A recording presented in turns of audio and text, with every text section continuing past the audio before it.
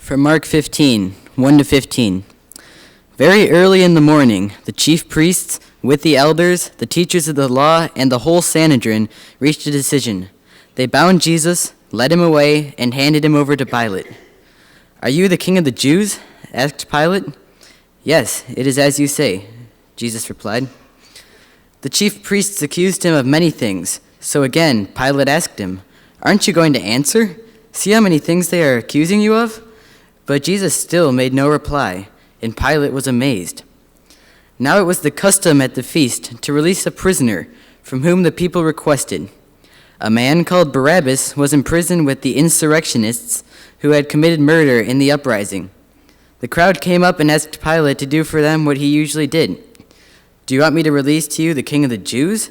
asked Pilate, knowing that it was out of envy that the chief priests handed Jesus over to him. But the chief priests stirred up the crowd to have Pilate release Barabbas instead. "What shall I do then with the one you call king of the Jews?" Pilate asked them. "Crucify him," they shouted. "Why? What crime has he committed?" asked Pilate. But they shouted all the louder, "Crucify him!" Wanting to satisfy the crowd, Pilate released Barabbas to them. He had Jesus flogged and handed him over to be crucified. If there was someone there at the various meeting halls, courtrooms, to show compassion to Jesus,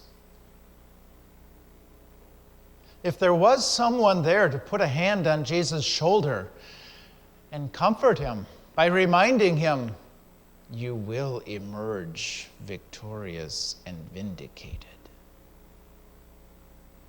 If there was someone like that, we don't hear of it. We only hear of hatred and murder. And Jesus takes it. He didn't have to take it. He could have at any moment restored his dignity and his reputation. But that wasn't his agenda. His agenda was to bear the rejection, to bear the Father's rejection of sin, of our sin on his back, to bear what we deserve so that we might say with confidence the words of the 23rd, "He restores my soul."